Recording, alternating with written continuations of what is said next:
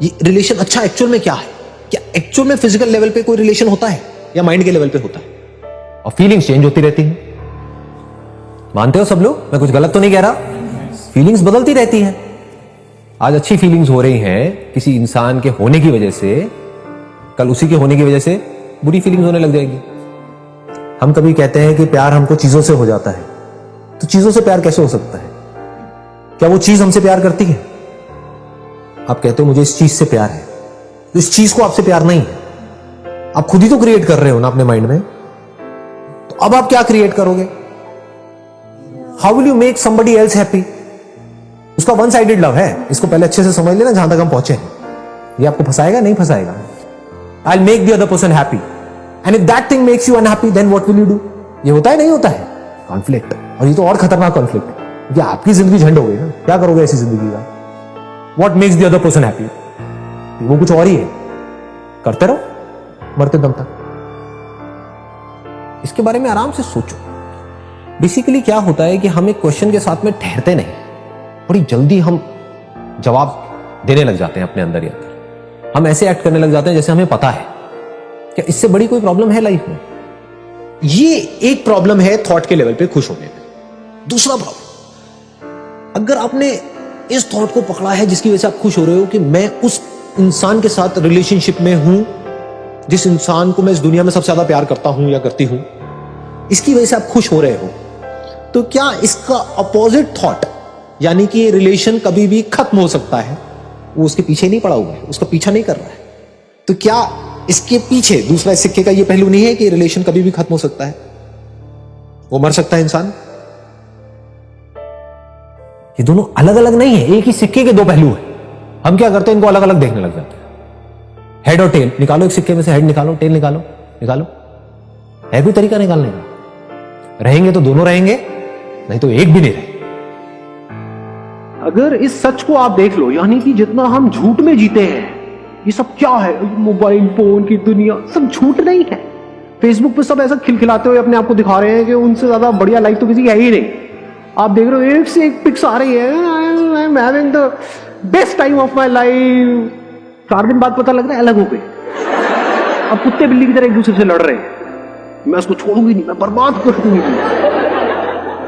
सब झूठ नहीं है, सब दिखावा नहीं है चारों तरफ। शुरू में क्या होता है, शुरू में अट्रैक्शन होता है, जिसको हम प्यार बोलते हैं।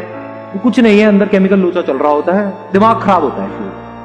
तो जैसे ही वो कुछ दिन या कुछ हफ्ते या कुछ महीने निकल जाते हैं, जब दोनों को एक दूसरे की आदत पड़ जाती है, फिर वहां पे लड़ाई झगड़े शुरू होते हैं। बट यहाँ पे कोई नेचुरल थोड़ी है, दोनों को एक दूसरे से कुछ ना कुछ चाहिए। अगर वो दोनों को ना मिले एक दूसरे से, तो रिलेशनशिप खत्म हो जाती है। सिंपल है, यही हालत है, इंस्टेंट ग्रेटिफिकेशन। तो ये क्या करेगी, आपको फंसा देगी चारों तरफ से।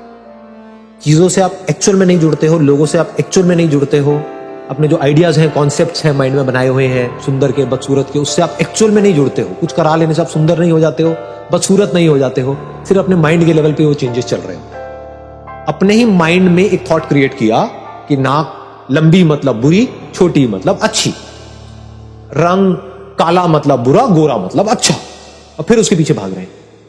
एक्चुअल में असली सुंदरता किसको कहेंगे? कि जो है उसको बदलना, या जो भी है जैसा भी है उसको पूरी तरह से एक्सेप्ट कर लेना, उसको रियल ब्यूटी कहेंगे अंदर से। बट ऐसी एक्चुअल में है?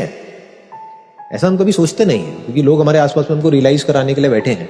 ये पूरी की पूरी जो दुनिया है, मार्केटिंग की दुनिया है, वो आपको ये जताने के लिए बैठी है कि आप कितने भद्दे हो और वो कितने सही है। और वो जिसकी वजह से आपके अंदर बड़े अच्छे थॉट्स आ रहे थे, मैं तो पता नहीं क्या बन गया हूं किसी और को देख करके, और हो सकता है जिसको देख करके ऐसे थॉट्स आ रहे थे वो आपसे और आगे निकल गया, अब और परेशान हो रहे हो। तो ये तरीका है जी दुनिया के पास में खुश होने का। इसको दोनों चीजों को अच्छे से समझ लेना, बिकॉज इसमें सारे थॉट्स आ गए। अभी जहां हम खुशी ढूंढ रहे हैं वो थॉट्स में ढूंढ रहे हैं।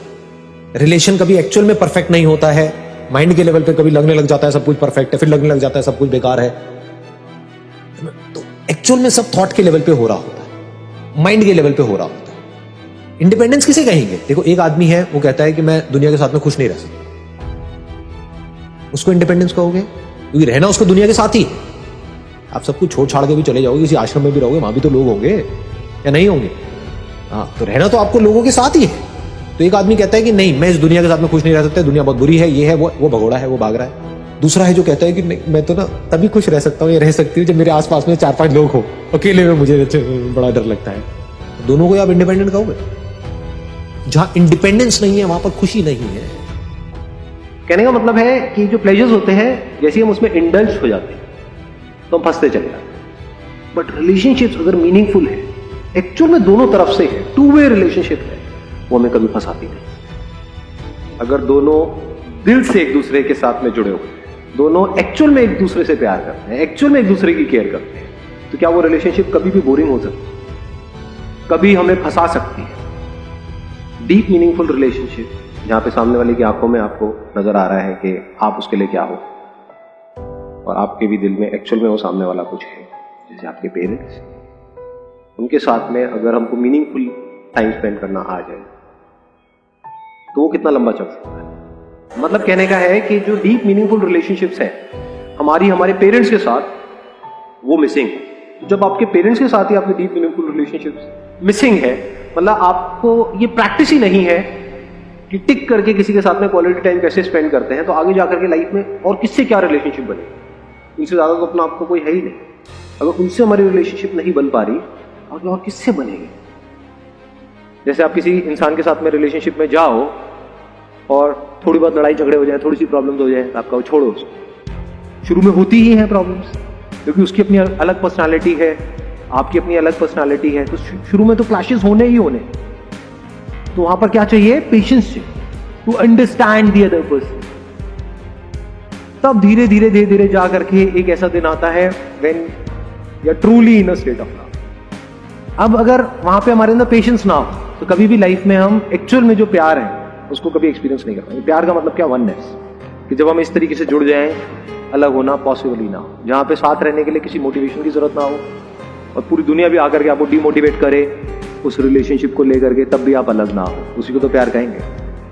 ऐसे ही कभी किसी की कोई परफॉर्मेंस देख रहे हो, फॉर एग्जाम्पल कोई एक्टर है, कोई मूवी देख रहे हो, जब तक वहां पर एक्टर जिंदा है तो मूवी बेकार है, फ्लॉप है वो मूवी। बट कुछ मूवीज ऐसी होती हैं जहां पर हम भूल ही जाते हैं कि उस बंदे का असली नाम क्या है। जैसे 3 इडियट्स देखिए सबने, रैंचो। तो क्या उस वक्त जब आप मूवी देख रहे थे आप आमिर खान को देख रहे थे या रैंचो को देख रहे थे? बट वो तो आमिर खान है। तो आमिर खान खो गया था, क्या था वहां पर? रैंचो।